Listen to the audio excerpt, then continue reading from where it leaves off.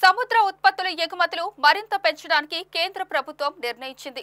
ఇందులో భాగంగా మత్స్యకారులకు ప్రాదేశిక జలాలు దాటి ప్రత్యేక ఆర్థిక మండలిలోకి వెళ్లి చేపలను వేటాడేందుకు అనుమతిస్తూ ఉత్తర్వులు జారీ చేసింది. ఇకపై మత్స్యకారులు డీప్ సీ ఫిషింగ్ చేసి బోట్ల నిండా చేపలను వేటాడి తెచ్చుకోవచ్చు.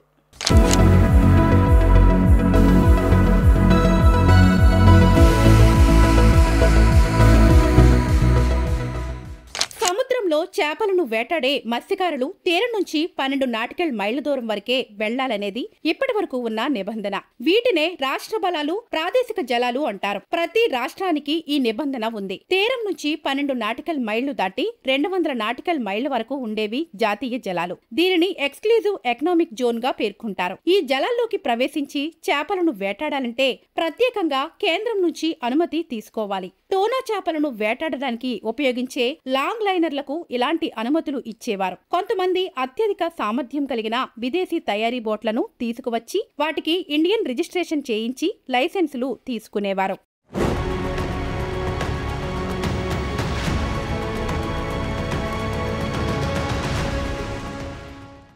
వాటితో పోటీ పడలేక భారతీయ బోట్లు వెనుకబడేవి. దీనిపై విమర్శలు రావడంతో కేంద్ర ప్రభుత్వం ఏకంగా లైసెన్సులు ఇవ్వడం మానేసింది. సముద్ర కాలుష్యంతో వేట తగ్గి మత్స్యకారులకు ఇబ్బందులు ఎదురవుతున్నాయి. తీరం వెంబడి పెద్ద ఎత్తున పరిశ్రమలు ఏర్పాటు కావడం, వాటి కాలుష్య వ్యర్థాలను సముద్రంలోకి విడిచిపెట్టడం వల్ల తీరాన్ని ఆనుకుని ఉన్న ప్రాదేశిక జలాల్లో చేపల లభ్యత తగ్గిపోయింది.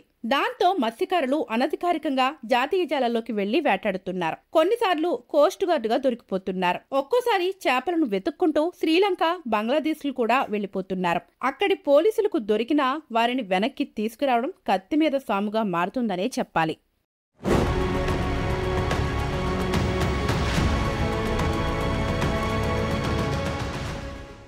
ఈ నేపథ్యంలో కేంద్రం కీలక నిర్ణయం తీసుకుంది. కేంద్రం ఉత్తర్వులు మత్స్యకారులకు పెద్ద వరమనే చెప్పాలి. అయితే వేటకు వెళ్లేవారు తగిన జాగ్రత్తలు తీసుకోవాలని అధికారులు సూచిస్తున్నారు. ప్రభుత్వం ఉచితంగా ఇచ్చిన ట్రాన్స్పాండర్ను వేట సమయంలో ఆన్ చేసి ఉంచాలి. దానివల్ల జాతీయ పరిధి దాటి అంతర్జాతీయ జలాల్లోకి వెళ్లకుండా చూసుకోవచ్చు. అదేవిధంగా జీపీఎస్ ఉంచాలి. లైఫ్ జాకెట్లు, ఫైర్ ఎక్కెటింగ్ విషర్లను బోట్లో పెట్టుకోవాలి. ఈ జాగ్రత్తలు తీసుకుంటే మంచి వేటతో క్షేమంగా తీరానికి చేరుకోవచ్చు. జాతీయ జలాల్లో 2000 నాటికల్ మైళ్ల వరకు ఎవరైనా వేట చేసుకోవచ్చంటూ వెసులుబాటు కల్పిస్తూ ఉత్తర్వులు ఇచ్చింది. దీంతో డీప్ సీ ఫిషింగ్ కి అవకాశం లభించింది. ఈ కారణంగా సముద్ర ఉత్పత్తుల ఎగుమతులు పెరుగుతాయని భావిస్తున్నారు.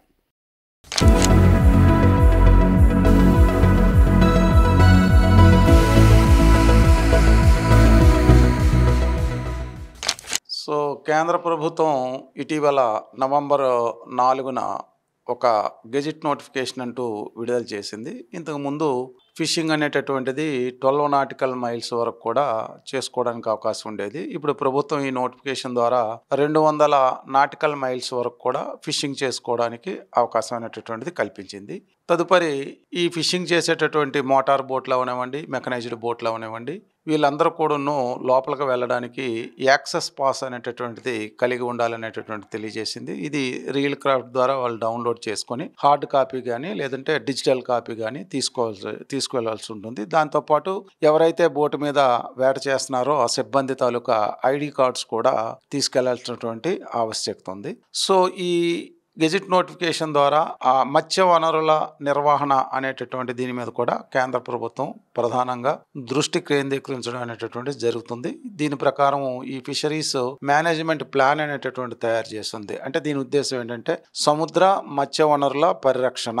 దీని దృష్ట్యా ఒక వలలో కన్ను సైజ్ ఎంత ఉండాలి, లేకపోతే బోట్ల సంఖ్య ఎన్ని ఉండాలి అనేటటువంటిది కూడా నిర్ధారించడం అనేటటువంటి జరుగుతుంది. దీంతో పాటు సముద్ర కాలుష్య నివారణకు సంబంధించినటువంటి చర్యలు, సముద్ర ఆవరణ వ్యవస్థని ఏ రకంగా పరిరక్షించుకోవాలి, సముద్రంలో ఉండేటటువంటి ఈ ప్లాస్టిక్ వ్యర్థాల నుండి, కాలుష్యాన్ని నుండి ఏ రకంగా మనం సముద్రాన్ని రక్షించాలి, అలాగే చిన్న కన్ను సైజు ఉన్నటువంటి వలలను వినియోగించి చిన్న సైజు చేపలు పట్టడం వల్ల మత్స్య సంపద తగ్గిపోయేటటువంటి ప్రమాదం ఉంది. కాబట్టి ఈ బై క్యాచ్ రిడక్షన్ అనేటటువంటిది కూడా తగ్గించాలనేటువంటి ఉద్దేశంతో ఈ ప్రభుత్వం అనేటటువంటిది ఈ ఫిషరీస్ మేనేజ్మెంట్ ప్లాన్ అనేటటువంటిది తయారు చేయడం జరుగుతుంది. సో దీంతో పాటు ఏదైతే ఇల్లీగల్, అన్రెగ్యులేటెడ్, అన్రిపోర్టెడ్ ఫిషింగ్ ఏదైతే ఉందో దాన్ని కూడా మనం నివారించడానికి ప్రతి బోటు ఓనర్ కూడా తనకు వచ్చినటువంటి క్యాచ్ డేటా అనేటటువంటిది సంబంధిత మత్స్యశాఖ అధికారులకు ఇవ్వాలనేటటువంటి నిబంధన కూడా దీంట్లో ఉంది. సో ఈ గెజిట్ నోటిఫికేషను అలాగే ఈ ఫిషరీస్ మేనేజ్మెంట్ ప్లాన్ అమలుపరచడం వల్ల మత్స్య సంపద పరీక్షించబడి భవిష్యత్తులో మత్స్య సంపద పెరిగి మత్స్యకారుల జీవనోపాధి కొనసాగించడానికి అవకాశం కలుగుతుందని తెలియజేసుకుంటున్నాను. ఇటీవల ఈ గెజిట్ నోటిఫికేషన్ వచ్చిన తర్వాత కూడాను మత్స్యకార గ్రామాల్లో అవగాహన కార్యక్రమం అనేటువంటి చేపట్టాం. మళ్ళీ ఒరిస్సా, ఆంధ్రప్రదేశ్ 2 రాష్ట్రాలకు చెందినటువంటి మత్స్యకారులను కలిపి ఫిషరీ సర్వే ఆఫ్ ఇండియా వాళ్ళ కార్యాలయంలో అవగాహన అనేటటువంటిది కల్పించడం జరుగుతుంది.